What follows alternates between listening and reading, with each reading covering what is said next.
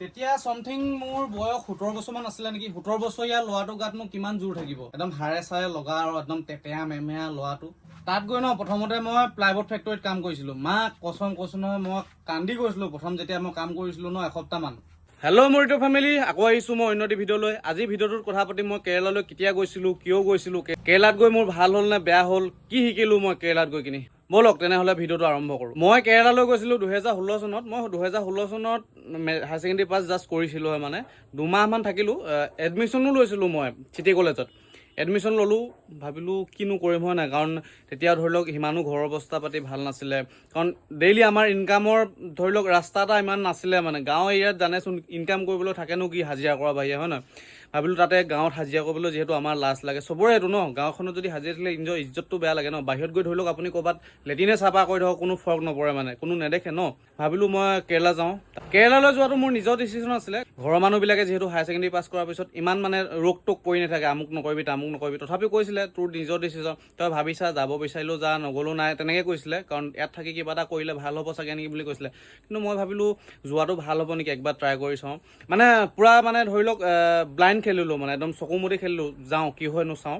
যোৱাৰ আগত মানে এনেকুৱা হৈছিলে ন, বহুতৰ ওচৰত পইচা বিচাৰিলোঁ, পইচা বিচাৰি নাপালোঁ। যাবলৈ আছে মোৰ ওচৰত সময় মাত্ৰ 7 দিন।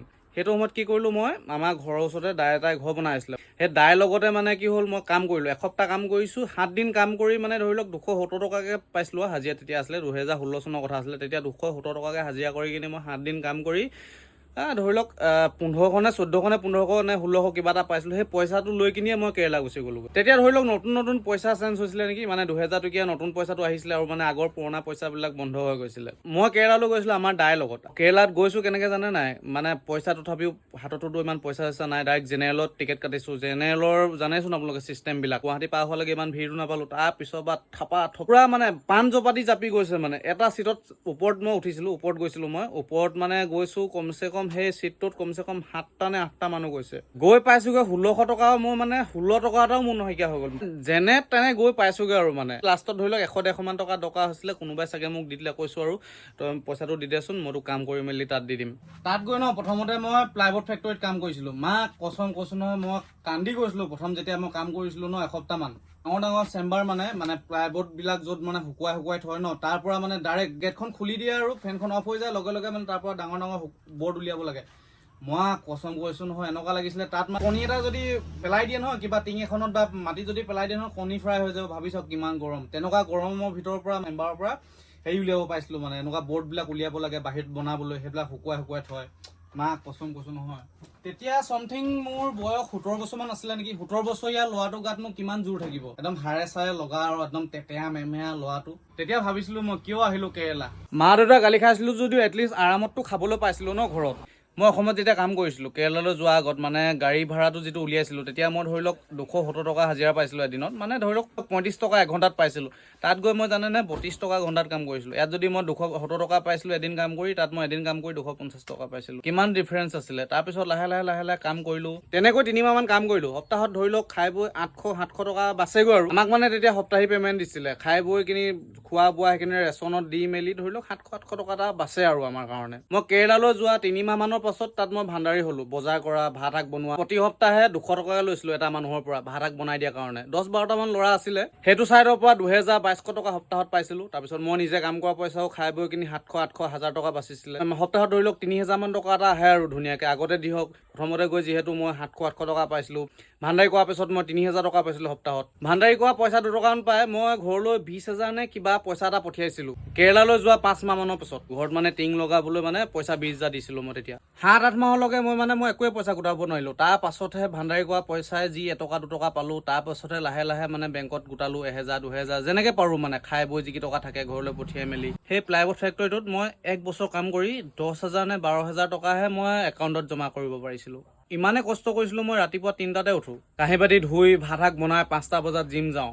1 ঘণ্টা 1.5 ঘণ্টা জিম কৰি আহি কিনি ভাত খাই আকৌ 8টা বজাত কামলৈ গৈছিলোঁ। ভাণ্ডাৰী কৰি থাকোঁতে বাৰু ধুনীয়া পইচা 2 টকামান কমালোঁ, কিন্তু 3 মাহে তাকো কৰিব পালোঁ। তাৰ পাছত সেই আগৰ নিচিনাকৈ সপ্তাহত 700-800 টকা খাই বৈ পাইছিলোঁ। তেনেকৈ 1.5 বছৰমান কাম কৰি থাকিলোঁ সেই কোম্পানীটোতে। সেইটো সময়তে মই বেকাৰী কোম্পানী এটাত কাম কৰিবলৈ চান্স পাই গ'লোঁ। মাহত 12,000 টকা দৰমহা, খোৱা বোৱা ফ্ৰী, থকা ফ্ৰী। সেই বেকাৰী কোম্পানীটোত গৈ কিনি মই ব্ৰেড বনালোঁ, কাটা বিস্কুট বনালোঁ, লুপ চুপ যি বন চন যি আছে সেইবিলাক কামত সোমাই গ'লোঁ মই। যিমানখিনি ইনকাম কৰিলোঁ ন, গোটেই সেই ব্ৰেড কোম্পানীটোতে কৰিলোঁ মানে। ঘৰতো পইচা পঠিয়ালোঁ, যাকে তাকেও বিলালোঁ 20-23 হাজাৰমান টকা, আজিলৈকে ঘূৰাই পোৱা নাই, খুজিলেও বেয়া পায়। সেই তেনেকৈ কাম কৰি মেলি 1,08,000 টকা বেংকত গোটাইছিলোঁ 3 বছৰ কেৰেলাত কাম কৰি। 1.5 বছৰ প্লাইবোৰ্ড ফেক্টৰীত কাম কৰি 12,000 টকা বেংকত ভৰাইছিলোঁ, আৰু 1.5 বছৰ ব্ৰেড কোম্পানীত কাম কৰি 96,000 মান গোটাইছিলোঁ চাগে। মই এইটো কাৰণে চাগে পইচা গোটাব পাৰিলোঁ, তেতিয়া মই যিটো একাউণ্টত পইচা ভৰাইছিলোঁ সেই একাউণ্টটোৰ ATM কাৰ্ডখন মোৰ হাতত নাছিলে, মানে মই তেতিয়ালৈকে সেই ATM বিলাক উলিওৱা নাছিলোঁ। সেইকাৰণে চাগে মই সেই পইচাটো তাত গোটাই গ'লোঁ আৰু উলিয়াব নোৱাৰিলোঁ, মানে উলিয়াব নোৱাৰা কাৰণে পইচাটো মোৰ সেই জমা হৈ থাকিলে। তাৰপিছত মই কেৰেলাত পুৰা 3 বছৰ কাম কৰি অসমলৈ গুচি আহিলোঁ। দেউতাক মই কেৰেলাত থাকোঁতে কৈছিলোঁ যে দেউতা মই গেলামালৰ দোকানখন খুলিমগৈ, দোকানখন মই পইচা পঠিয়াম, আপুনি বনাব নেকি? দেউতা ক'লে তেতিয়া আমাৰ ইয়াতচোন ঢেৰ দোকান আছে, চলিব জানো? বাদ দিলোঁ তেনেকৈ। মই তাত থাকোঁতে যদি মই দোকানখন বনালোহেঁতেন চাগে ডাইৰেক্ট আহি কিনি মই অকণমান পইচাটো গোটাই মেলি মই অকণমান ডাঙৰকৈ খুলিব পাৰিলোঁহেঁতেন, কিন্তু ইয়াত আহিয়ে আকৌ মই দোকানখন খুলিলোঁ। মই তেতিয়ালৈকে ধৰি লওক 1 লাখ টকা, 1,08,000 টকা আনিছিলোঁ। 8,000 টকা ধৰি লওক অগৰং বগৰং যি টি কৰি খৰচ হ'ল, থাকিলে 1 লাখ টকা। 1 লাখ টকাত কি হ'ল, 30,000 টকা এই দোকানখন বনাওঁতে গৈছিলে। কেঁচা দোকানখন বনাইছিলোঁ মই 30,000 টকাত। তাৰপিছত দেউতাক লৈ দিছিলোঁ মই 40,000 টকা দি কিনি এই মপেডখন XL 100 এখন কিনি দিলোঁ।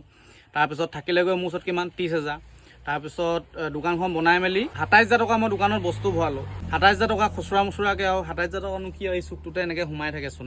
27,000 টকা খুচুৰা মুচুৰা বস্তু ডিব্ৰুগড়লৈ গৈ কিনি দোকানখন খুলিলোঁ যেনে তেনে, পকেটত একাউণ্টত অকল 3,000 টকা ভৰাই থলোঁ, খালী কৰি নথলোঁ। তেনেকৈ আৰু লাহে লাহে দোকানখন চলালোঁ। তেনেকৈ 1 বছৰ দিন চাগে মই তেনেকৈয়ে দোকান চলালোঁ। দোকানতে থাকোঁ, ঘৰলৈ নাযাওঁ, দোকানতে শুওঁ। আৰু সেইটো সময়তে মোৰ আৰু দোকান খোলা, গেলামাল দোকান খোলা 2 দিনৰ পাছতে কি হ'ল, কৰোণা নে কি হৈ গ'ল। কৰোণাত মই অকণমান প্ৰেছাৰটো পালোঁ, কাৰণ 12টা বজালৈকে দোকান খুলিব দিয়ে, একদম গৰুৰ নিচিনা খেদাই ফুৰে পুলিচে, ৰাস্তাত আহিব নিদিয়ে কাষ্টমাৰ। তেতিয়াও অকণমান মই কষ্ট পালোঁ, তেতিয়া কাষ্টমাৰ নাহিলে।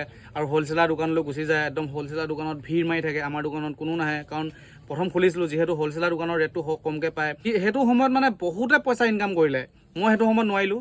2019 চন 20 চনটো মই পইচা একেবাৰে নকমালোঁ। তাৰপাছত 20 চনৰ পাছতহে মানে অকণমান শিকিলোঁ, মানুহৰ পৰা কথা শিকিলোঁ, কেনেকৈ ব্যৱহাৰ কৰিব লাগে লাহে লাহে শিকিলোঁ। আজি ভিডিঅ'টো ইমানতে শেষ কৰিছোঁ।